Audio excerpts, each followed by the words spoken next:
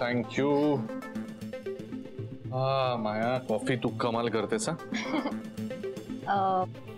Guru, I was thinking की C आपल्याला जर राधिकाला संपवायचं असेल ना तर आपण जास्त वेळ एकत्र राहणं गरजेचं आहे.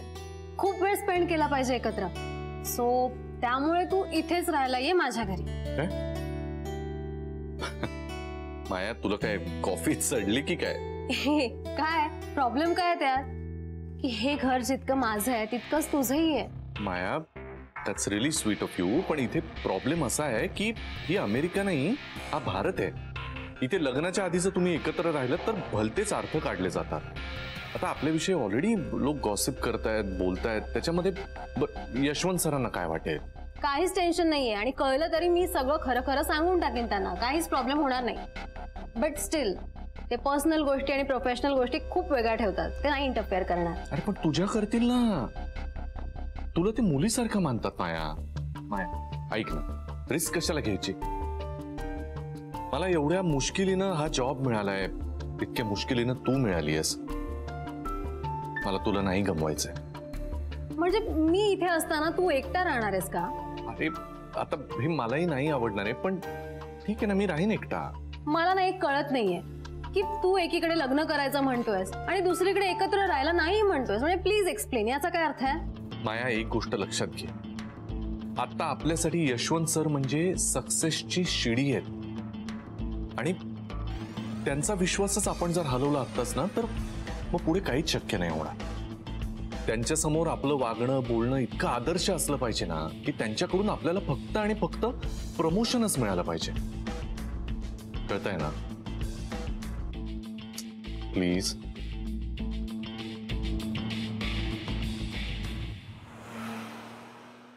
शाबास आहे तुम्हा बायकांची.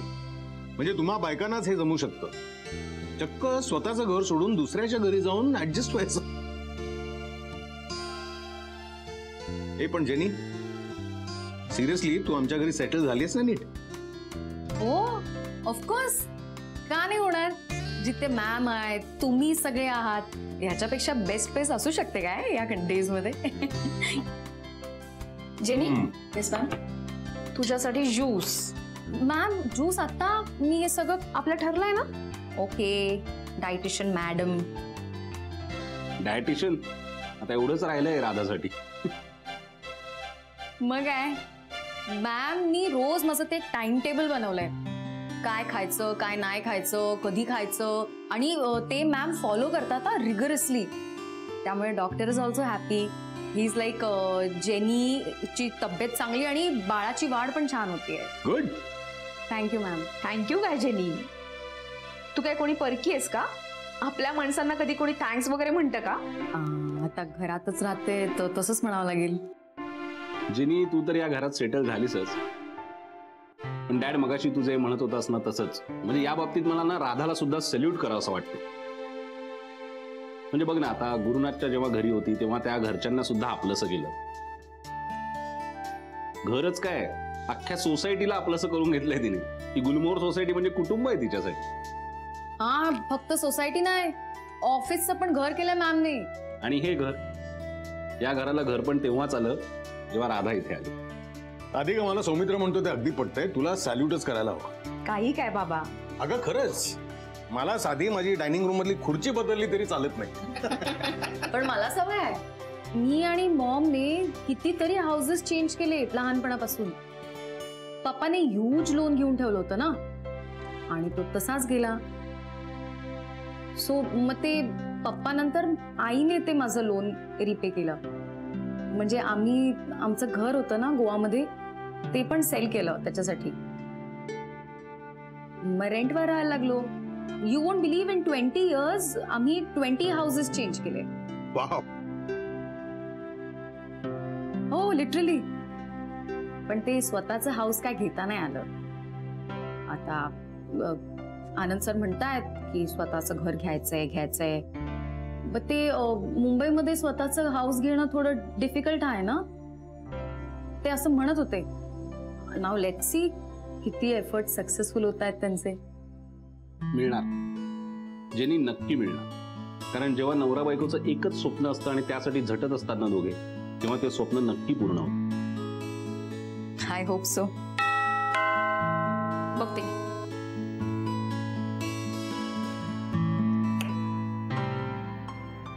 आई तुम्ही हो नमस्कार. या ना या. पण ना मला तुझ्या आईचं हसू येते. अरे म्हणजे the way she was talking, त्या इतक्या जेन्युअनली सांगत होत्या मला तुझ्याबद्दल. म्हणत होत्या की काय गुरुसारख्या नालायक, बेशरम, बापरे काय काय बोलल्या त्या. हा तर गुरुसारख्या नालायक मुलाशी लग्न करू नकोस हे इन शॉर्ट त्यांना म्हणायचं होतं. त्यांना मी काय राधिका किंवा शनाया वाटले का? त्यांचं ऐकून मी माझ्या लाईफचे डिसिजन्स घ्यायला? Of course not. माझ्या लाईफचे डिसिजन्स मी स्वतः घेते, माझ्या मर्जीने, माझ्या इंटेलिजन्स. आणि हीच तुझी स्पेशालिटी आहे माया, म्हणून तू मला खूप आवडतेस. आणि मला तुझ्याबद्दल कोणी काही म्हटलं तरी मला त्याने काहीच फरक पडणार नाहीये. I know you very well. आणि मला हेही माहिती आहे, you will never cheat me, right? Come on Maya, मी का चीट करेन तुला? आणि तुला चीटच करायचं असतं तर मग लग्नाची बोलणी कशाला केली असते ना मी? या ओके, बट म्हणजे ट्रस्ट फॅक्टर आहे, पण त्याचा अर्थ असा नाहीये की लगेच लग्न केलं पाहिजे. म्हणजे आपण आहोत ना एकत्र, we do love each other. लग्न केलं काय नाही केलं काय फरक पडतो? आपलं रिलेशन तर तसंच राहणार आहे. हा म्हणजे मला असं वाटतं की आपण छान एकमेकांना समजून घेऊया, एकमेकांना वेळ देऊया, आपली कम्फर्ट लेवल, आपली कम्पॅटेबिलिटी हे सगळं कळेल आपल्याला, आणि मग ठरवूया लग्न करायचं की नाही. हा म्हणजे लग्न तर करूच ना. सी माया, कसं आहे आता, कम्फर्ट लेवल तर आपल्यामध्ये आहेच, म्हणजे दिसतेच आहे. आता कम्पॅटेबिलिटी बद्दल म्हणशील तर बघ ना, अनेक कपल्स 25-25 वर्ष एकत्र राहून सुद्धा त्यांना असं वाटतं की अरे आपण कम्पॅटेबल नाही आहोत. त्यामुळे तो फॅक्टर काय तो होईलच. फक्त मला एवढंच म्हणायचं आहे की आपलं मॅरिड लाईफ सेटल करण्याच्या नादामध्ये आपण आपलं प्रोफेशनल लाईफ स्पॉईल नको करायला. म्हणजे त्यामुळे आपल्याला आपलं फ्युचर करिअर स्टेकला नको लागायला. असं काही होणार नाही, उगाच टेन्शन घेतोयस तू. मी आहे ना तुझ्यासोबत, ओके? हे बघ, आणि तुझ्या आयुष्यात यापुढे कुठलाच प्रॉब्लेम येणार नाही, आणि आलाच तर आपल्याकडे सोल्युशन्स रेडी आहेत. हा कसं काय? म्हणजे तू असं लगेच नको विचारूस, वेळ आली की डेफिनेटली सांगेन. फॉर नाव तू इथे राहायला येतोयस and that's final. Come on नाही ऐकणार. That's final. मी तुझं ऐकणार नाहीये. ही and that's a good reason for shopping. म्हणजे आता तू इथे येतोयस तर आपल्याला काही नवीन गोष्टी लागतील, राईट? म्हणजे मी आतापर्यंत एकटीच राहत होते ना, सो मी नोटपॅड घेऊन येते. माय नको ना यार. तुझं ऐकणार नाहीये मी. ऐक ना, तू बोर होतं मला लिस्ट बिस्ट करणार. नको ना माय. मी आले.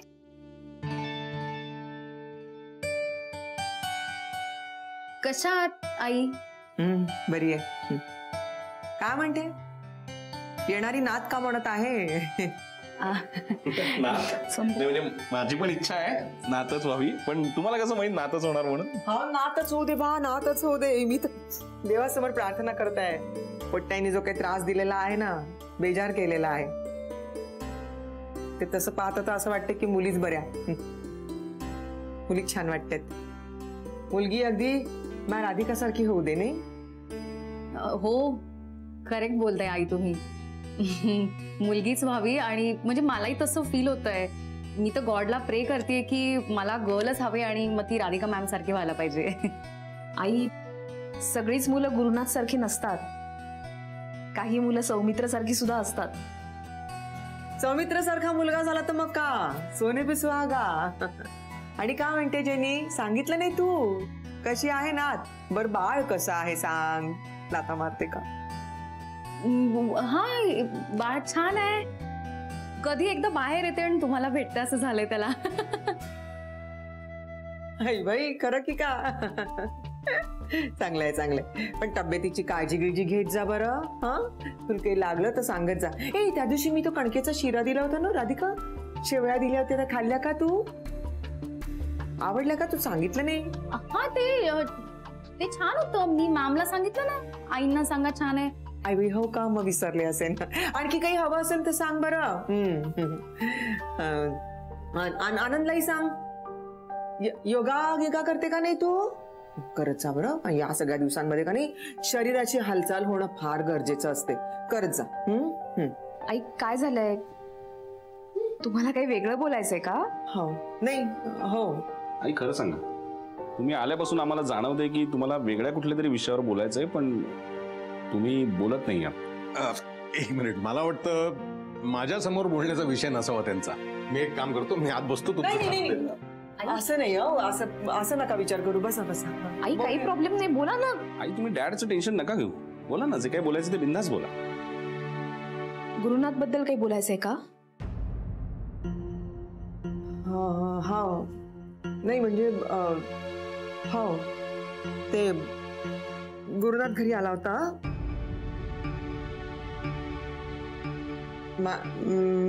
पाय पडत होता. मला म्हणे मी इथंच राहतो म्हणे, मला दुसरीकडे कुठे जागा नाही, काही नाही म्हणे. मी चुकलो, यापुढे मी चुका नाही करणार म्हणे, मी इथंच राहते.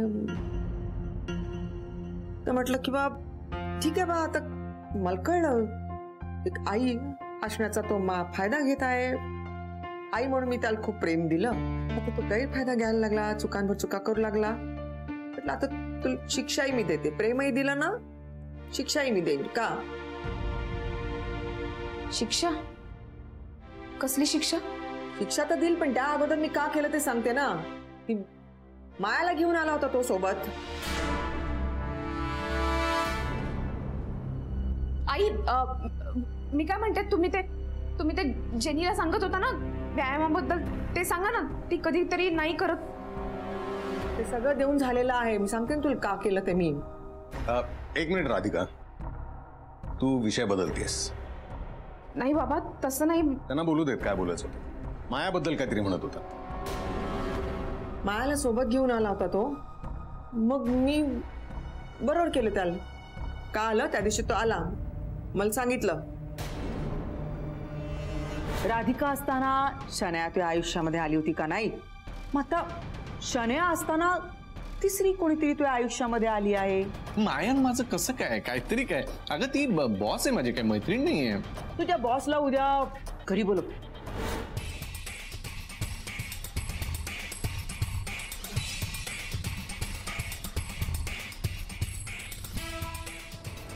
तुला वाटलं तू लग्न कर, नाही वाटलं नको करू, पण या पोट्याशी लग्न करू नकोस. मी तिला बाजूला घेतलं आणि सांगितलं, म्हटलं बघ बाई, शहाणी असशील तर मा पोट्या बरोबर लग्न करू नको. ती वाट लावेल, ती दशा दशा करून टाकेल तो. हा पण त्याच्याही नंतर तुला जर काही वाटत असेल की बा नाही मला त्यासोबतच लग्न करायचं आहे, तर तुही मर्जी. का आय सी. म्हणजे थोडक्यात माझ्या कानावर जे आलं होतं ते खरं होतं. तर म्हणजे मी समजत होतो ऑफिसेस मध्ये असे गॉसिप्स चालतातच, त्याचाच भाग असावा. पण जाऊ दे ना बाबा, आपण कशाला या सगळ्या गोष्टींकडे लक्ष द्यायचं. त्यांचा तो पर्सनल मॅटर. नाही राध, हा फक्त पर्सनल नाही, प्रोफेशनल लाईफचाही प्रश्न आहे, जो माझ्याशी रिलेटेड. मी कायम हेच म्हणत आलोय की प्रोफेशनल लाईफ आणि पर्सनल लाईफ एकत्र आले की त्रासदायक ठरतं म्हणून. आणि आफ्टर ऑल माया आपल्या फॅमिलीचाच मेंबर आहे. माझ्या मुलीसारखी आहे माया. आजपर्यंत आमच्यामध्ये पूर्ण ट्रान्सपरन्सी असं मी समजत होतो. ही एक गोष्ट का लपवली असेल मी माझ्यापासून. खरंय डॅड तुझं. मला सुद्धा नेमकी हीच गोष्ट खटकली आहे मायाची. मला सुद्धा खूप त्रास झाला याचा. हेच मला माहित होतं तुला सगळ्यांना याचा त्रास होईल, म्हणून तर मी सांगत नव्हते. आता सांगून टाकलं, चूक झाली माय. Excuse me. बाबा डॅड, चुकले मी. नाही आई, तसं काही नाहीये. आई तुमचं काहीही चुकलेलं नाहीये. उलट तुम्ही माया आणि गुरुबद्दल स्पष्ट सांगितलं ना, ते बरंच झालं. Thank you so much guys. पण वेळ झाली आजचा एपिसोड इथेच थांबवण्याची. तुम्हा सगळ्यांचे घराबद्दलचे, तुमच्या पार्टनर्स बद्दलचे किस्से ऐकून खूप जास्त मजा आली. काही किस्से सॅड होते तर काही मॅड होते, काही कमाल होते तर काही धमाल होते. आणि सूरज भाई, आपण आपापलं घर करतोच, पण लोकांच्या मनात घर केलं पाहिजे. क्या थॉट आहे भाई, किती भारी. मी तरी आजपासून माझ्या लाईफमध्ये हाच थॉट इम्प्लिमेंट करणार आहे. तुम्ही सुद्धा हेच करा. हसत राहा, मजेत राहा आणि सगळ्यात इम्पॉर्टंट माझ्याशी बोलत राहा. शोचं नाव लक्षात आहे ना? शनायाने मचाया शोर, ऑडियन्सने दिया once more.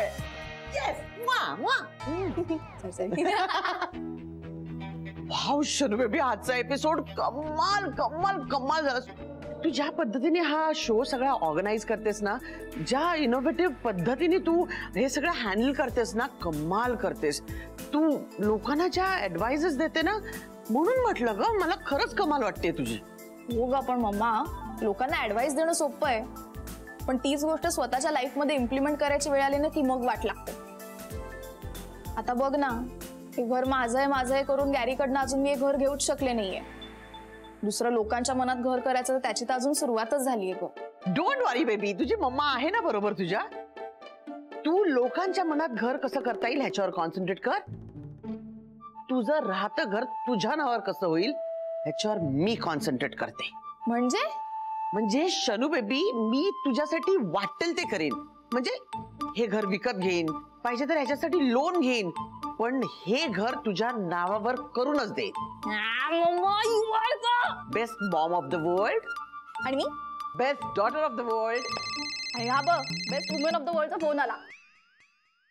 Hello best woman of the world. हे काय शन्या? ग best woman of the world म्हणते तुला. कशासाठी? सहज मला आवडते तू, कॉम्प्लिमेंट देते मी.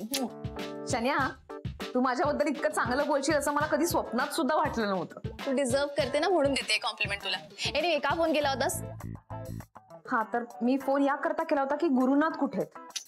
काय माहिती, असेल कुठेतरी. काय करायचंय? पण गेलेत कुठे? गेला असेल ना, त्या छचूकडेच गेला असेल. जाणार कुठे? जाऊन मायाकडेच गेला असणार तो. पण तू का शोधतेस त्याला? ते मी तुला नंतर सांगते.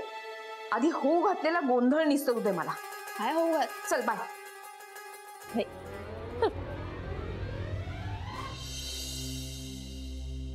जेनी, आई कुठे गेल्या?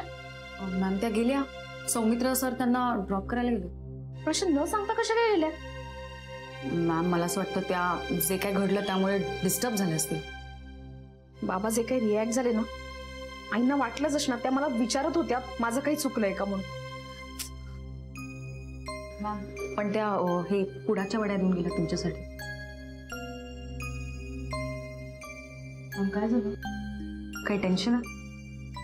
नाही, काही नाही. दादा, आईंचं काय करायचं? केवढं टेन्शन घेतात. मी त्यांना किती वेळा सांगितलं थांबा थांबा, पण ऐकतच नाही. इतकं गिल्ट आलं त्यांना, मी उगाच विषय काढला म्हणून. करणाऱ्याला काही वाटत नाही, सांगणाऱ्याला कशाला वाटलं पाहिजे. पण यांचं हे असंच आहे, सतत नवीन नवीन उपद्व्याप करत राहायचे आणि दुसऱ्याला टेन्शन द्यायचं. आता घरात नाहीये त्यामुळे शन्याला टेन्शन आलंय. गेले असतील मायाकडे. म्हणजे एवढं सगळं घडूनही मायाकडेच गेलाय. हो ना, दुसरीकडे कुठे जाणार? आणि आता बाबांनाही कळलंय त्यामुळे बाबाही मायाकडेच जाणार आहे. खरं तर आपण बाबांना थांबवायला पाहिजे. नाही, कशाला थांबवायचं? उलट जाऊ दे ना. जे काय घडते ते स्वतःच्या डोळ्यांनी बघू दे त्याला. म्हणजे कळेल आपण इतके दिवस काय सांगायचा प्रयत्न करतोय. हो, जाऊ दे. गुरु सर त्यांना बघून घाबरतील आणि कुठे पळू कुठे लपू अशी कंडिशन होईल त्यांची. पण ते गुरुनाथ आणि माया काही का करेना, ते त्यांचं पर्सनल आयुष्य, त्याच्यामध्ये आपण का पडायचं? नाही राधा, असं तुला वाटतं, पण डॅडचं बरोबर आहे ना. लहानपणापासून त्याने मायाला बघितलंय. वडील मुलीचं नातं आहे त्यांच्या. उलट त्याला हक्क आहे जाब विचारायचा मायाला. आणि जे मला जमलं नाही ना, ते डॅड करणार आहे. बरं आहे. And it's almost done.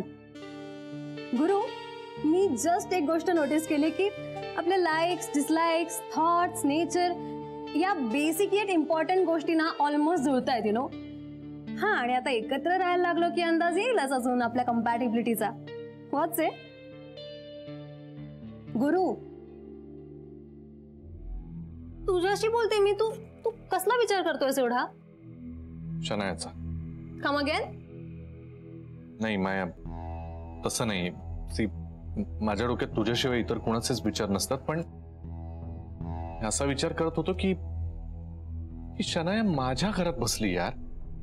नाही म्हणजे घराचे हप्ते मी भरायचे आणि ही घरावर हक्क गाजवणार, ती आणि तिची मम्मा. याला काय अर्थ आहे? आपण लग्न केल्यानंतर आपल्याला एकत्र राहता येईल असं हक्काचं घर हवं ना आपल्याला.